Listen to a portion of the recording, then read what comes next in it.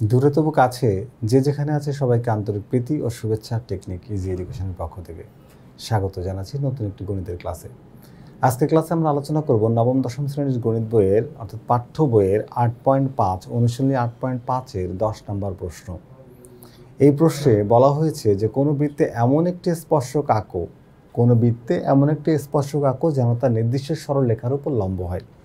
আচ্ছা, কোশ্চেনটা তোমাদের ভালো করে বোঝাবো, আমাদের ইজি ম্যাথ বই থেকে বোঝাবো। এখানে আঁকা আছে, এই আঁকাটা বোঝাই দিব, এই আঁকাটা সুন্দর করে বোঝাই দেবো, ডেসক্রিপশন বোঝাবো। তারপরে আমি এটাকে ফ্রি হ্যান্ডে কীভাবে আঁকতে হয় তোমাদেরকে কাটা কম্পোজ দিয়ে দেখাই দিব।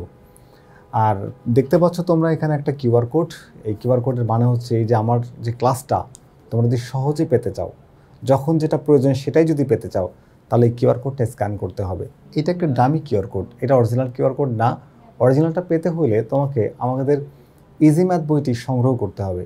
এই ইজি ম্যাথ বইটি হচ্ছে বাংলাদেশের প্রথম একটা স্মার্ট পূর্ণাঙ্গ বই, অর্থাৎ গণিতের একটা সহায়ক পূর্ণাঙ্গ বই, যে বইটির প্রতিটি টপিকের সাথে একটা করে কিউআর কোড থাকবে। কিউআর কোডটা স্ক্যান করেই তুমি তোমার সমস্যার সমাধান পেয়ে যাবা।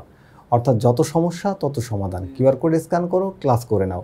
তার মানে তুমি যদি একটা বই কিনে নাও তাহলে বইয়ের সাথে শিক্ষক হচ্ছে ফ্রি। তাহলে আর দেরি না করে এখনই কিন্তু তুমি এই বইটা সংগ্রহ করতে পারো। তাহলে চলো বইটি সংগ্রহ করো, প্রশ্নের সমাধান করো এবং আমাদের এই ক্লাসটি এখন আমরা সমাধান করে আসি। দেখো আমাদের প্রশ্ন বলছে কি যে কোনো বৃত্তে এমন একটি স্পর্শক আঁকো, কি আঁকবা? স্পর্শক যেন তা নির্দিষ্ট সরলরেখার উপর লম্ব হয়। তার মানে নির্দিষ্ট সরলরেখা বলতে কি বোঝায়? যে এই সরলরেখাটা থাকবে, আর কোনো বৃত্তে এই বৃত্তটাও থাকবে। তোমাকে আঁকতে হবে শুধু একটি স্পর্শক। কি আঁকতে হবে? শুধু একটি স্পর্শক, শর্ত পূরণ করবে, বৃত্তে স্পর্শ করবে আর এই সরলরেখাটার উপর লম্ব হবে। এটা আর কোনো কিছু বলে নাই। ওকে, চলো আমরা সমাধান করার চেষ্টা করি।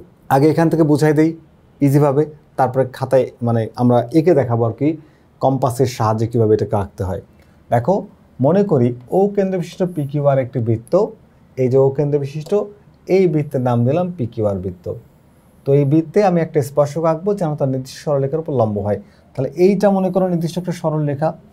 নির্দিষ্ট সরলরেখাটা কি একটু বড় করে দেখাই। হ্যাঁ, তো নির্দিষ্ট সরলরেখা হচ্ছে আমাদের এখানে এবি। আমাকে এই হচ্ছে ও কেন্দ্র বিশিষ্ট বৃত্ত, আমাকে একটা স্পর্শক আঁকতে হবে যেন এই সরলরেখার উপর লম্ব হয়। তাহলে আমি এক কাজ করি, এই ও থেকে এই এবি রেখার উপর যে কোনো একটা বিন্দু নিলাম, কি সেটা হচ্ছে ই, আর এটাকে যোগ করে দিলাম। তারপরে এখানে যে কোণটা তৈরি হলো এইটার কোণ মতো করে এই কোণটা আঁকি, তাহলে এই দুইটা হয়ে যায় একান্তর কোণ, কারণ এই দুইটা রেখার ছেদক, আর বিপরীত দিকের কোণ হচ্ছে একান্তর কোণ। তাহলে এখান থেকে টানো, দিলাম টেনে। টানার পরে আমরা বিপরীত দিকে একটু বর্ধিত করে দিলাম।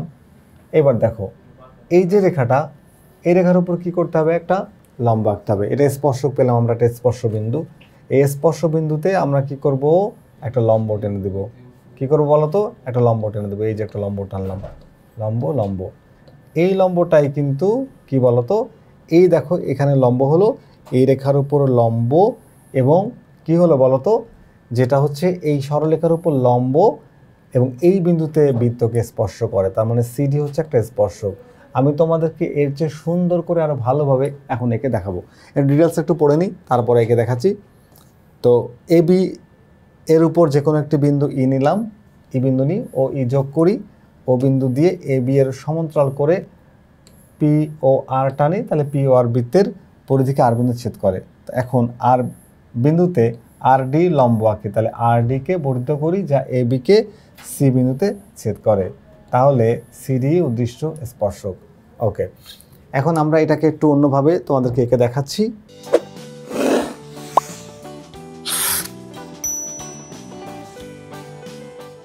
তোমরা একটু মনোযোগ দিও। এই দেখতে পাচ্ছ একটা বৃত্ত, আমি এই বৃত্তে একটা স্পর্শক আঁকবো যে একটা নির্দিষ্ট সরলরেখার উপর লম্ব হবে। তাহলে নির্দিষ্ট যে সরলরেখাটা সেটা আমার আগে থেকে থাকবে। তাহলে এই হচ্ছে সেই কি বলতো, নির্দিষ্ট সরলরেখা। এই হচ্ছে নির্দিষ্ট সরলরেখা। আমি বৃত্তে একটা স্পর্শক আঁকবো যেন তার নির্দিষ্ট সরলরেখা, অর্থাৎ এই সরলরেখার উপর লম্ব হয়।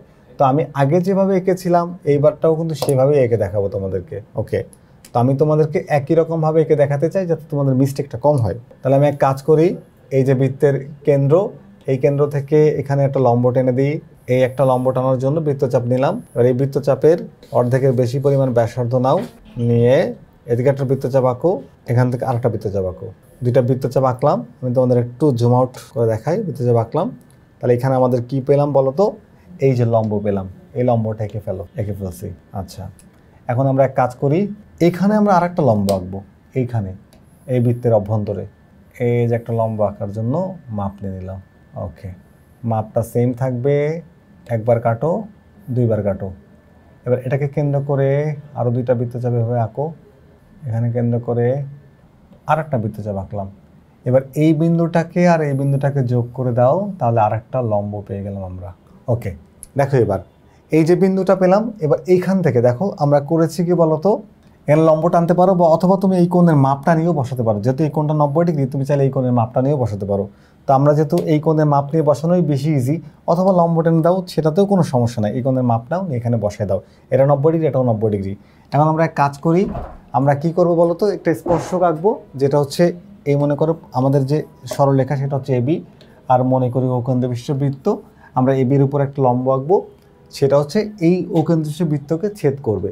তাহলে আমরা কী করলাম, মনে করি যে কোনো রশ্মি এখানে হচ্ছে ওকে কেন্দ্র করে এবির উপরে একটি লম্ব টানি, নাম হচ্ছে ওপি লম্ব টানি, টানলাম ওপি লম্ব টানি। ও বিন্দুতে কী লম্ব টানবো বলো তো, ও বিন্দুতে আমরা আরেকটা লম্ব টানি ও কিউ, মনে করি ও কিউ, যেটা বৃত্তের পরিধিকে সি বিন্দুতে ছেদ করে। কোন বিন্দুতে? সি বিন্দুতে। সিকে কেন্দ্র করে আমরা এখানে আরেকটা লম্ব আঁকবো। সিকে কেন্দ্র করে যদি আমরা আরেকটা লম্ব আঁকি, সিকে কেন্দ্র করে আমরা আরেকটা লম্ব এখানে আঁকার চেষ্টা করব, একটা বৃত্তচাপ, এই আরেকটা বৃত্তচাপ আঁকলাম। এরপরে আমরা এক কাজ করি, এইটাকে যোগ করে দিই। এই দেখো, এই যে সুন্দর চিত্র হয়ে গেছে, এটা দেখতেও বেশ সুন্দর লাগছে। তাহলে আমাদের একটু ডেসক্রিপশনটা কী হবে, মনে করি ও কেন্দ্রবিশিষ্ট বৃত্ত এবি এবং এবি একটা নির্দিষ্ট সরলরেখা, এই সরলরেখার উপর এই বৃত্তে এমন একটা স্পর্শ আঁকতে হবে যেন তা এবি সরলরেখার উপর লম্ব হয়।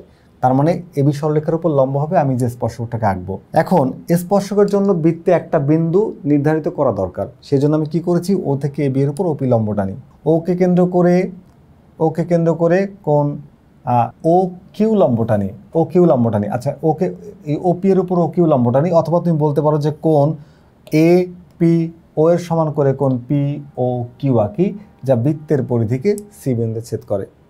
তাহলে এবার সিকে কেন্দ্র করে এই কোণটা দেখো, এটা 90 ডিগ্রি, আবার এটাও কিন্তু 90 ডিগ্রি। তুমি চাইলে এই কোণের মাপ নিয়ে এটাকে বসাইতে পারো, অথবা তুমি 90 ডিগ্রি একেও দেখাইতে পারো। তুমি বলো যে কোন এ পি ও এর সমান করে কোন পি ও কিউ কোণ আঁকি, যা বৃত্তের পরিধিকে সি বিন্দুতে ছেদ করে। তাহলে সিকে কেন্দ্র করে এবির উপর সিডি লম্ব আঁকি, এখানে ডিটাকে একটু এখানে দেখাই দিই, সিডি লম্ব আঁকি। ওকে কেন্দ্র করে এবি এর উপর সিডি লম্ব আঁকি। তাহলে এই সিডি যে লম্বটা, এইটাই কিন্তু উদ্দিষ্ট স্পর্শক, যা এবি রেখার উপর লম্ব। দেখো, সি বিন্দুতে স্পর্শ করছে, এটা স্পর্শ বিন্দু, আর এটা হলো স্পর্শক, এবং এইটা সিডি রেখার উপর লম্ব। আশা করি তোমরা এটা বুঝতে পেরেছো যে একটা বৃত্তে কিভাবে একটা স্পর্শক আঁকতে হয় যেটা আরেকটা সরলরেখার উপর লম্ব হয়। আমাদের আরেকটা সরলরেখা দেওয়া ছিল, নির্দিষ্ট সরলরেখা এবি, আমরা এই বৃত্তে একটা স্পর্শক এঁকে দিলাম যেটা এবি সরলরেখার উপর লম্ব হলো। তোমরা আশা করি বাসায় এটা কম্পাস ব্যবহার করে নিজেরা প্র্যাকটিস করবে। এই কোশ্চেনটা কিছু বেশ গুরুত্বপূর্ণ, পরীক্ষায় আসে, মোটামুটি ভালোই আসে। তো আমরা এখানে একরকমভাবে এঁকেছিলাম, ওখানে অন্যরকমভাবে আঁকলাম। তোমার যেটা ভালো লাগে তুমি সেইভাবে আঁকতে পারবা, কোনো অসুবিধা নেই। তো আশা করি আজকের ক্লাসটি তোমাদের ভালো লেগেছে। পরবর্তী ক্লাসে কিন্তু এরকম আর একটা কিউআর কোড এবং একটা সমস্যা নিয়ে আসবো।